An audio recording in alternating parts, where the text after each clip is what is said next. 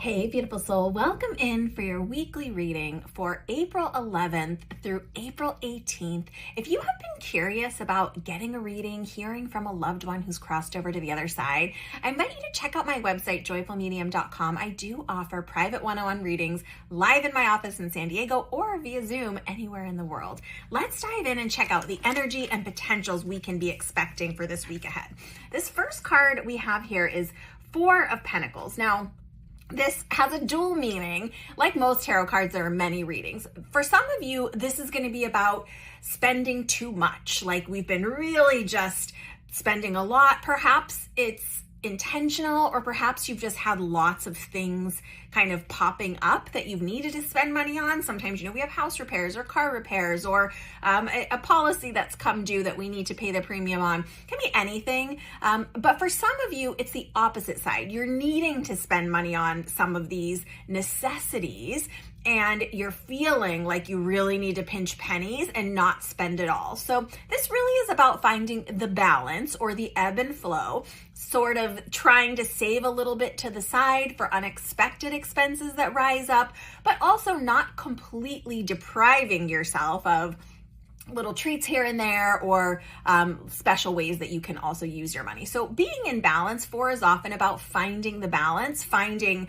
the ebb and flow of sometimes needing to put out a lot of money and sometimes needing to hold tight to money. Now, let's check out this next card, because for just a few of you, I think this might be about receiving an inheritance unexpectedly. This next card, Five of Wands, has to do, you can see it right in the image here if you're looking at the camera, and it really has to do with this tension, this struggle. Five is about change, so struggling for change. So for example, if you are someone who receives an unexpected inheritance or payout or sum of money, you might feel like you're really struggling and battling with other people who perhaps thought that money should come to them, or places that you've got to now put that money, if it's like an insurance payout, for example, and fighting over every cent is how it feels.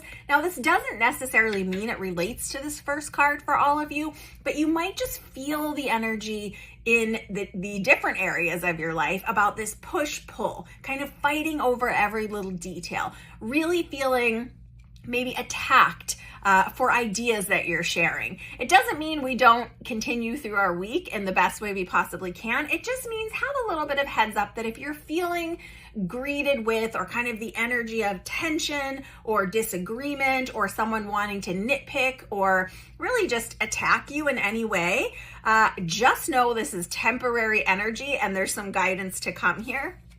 The sword, the Ace of Swords, has to do with an inspiration coming in from spirit.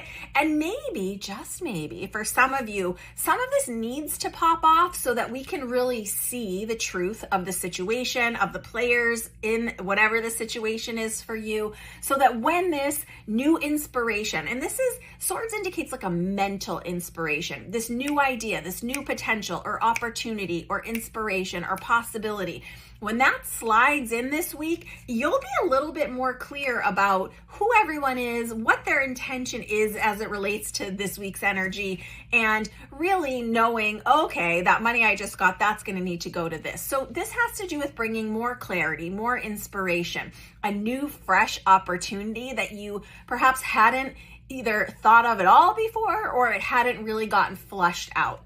This next card is more explanation. King of Cups. This is the most emotionally evolved version of ourselves. Now, maybe you're needing to seek out a wise mentor or counselor to kind of hash out the details that have arisen this week to get a neutral opinion about what your best next steps are. Just know that if that is the case for some of you, you're wanting to seek someone that is emotionally even, someone that's not easily upset, someone that doesn't easily get rattled, someone that can see the higher perspective of what is in the best interest for everyone, someone that would be like cautious of protecting your heart. And if it's not you seeking this from outside, it's seeking it from inside and being that version for yourself. So not getting lit up if there's some kind of ugly or petty energy that is being on display this week, not getting riled up if there are unexpected expenses, not getting riled up if perhaps this is like an announcement that someone is leaving a position and there's been a lot of talk or a fight about it, and now you're aware of the information and you're needing to make some new decisions. This card is asking you to be that centered, wise, evolved, not getting fired up in your emotions, but really being even keel, even tempered, emotionally evolved, almost neutral, but it's not a neutral like not caring. It's just a neutral like not lit up in our own emotions about it. Now, this final card is really the biggest piece of advice for all of this, for giving us clarity on what is this kooky energy that we are seeing this week. This last card is the Death card. Now, this is not a scary card because we know that the cycle, one of the cycles that we experience here in our physical world, is the cycle of death and rebirth. This doesn't necessarily mean a physical death, but it often can mean a falling away of something that's not serving us, something that's not in alignment anymore, or something that just has run its course and time is up on it.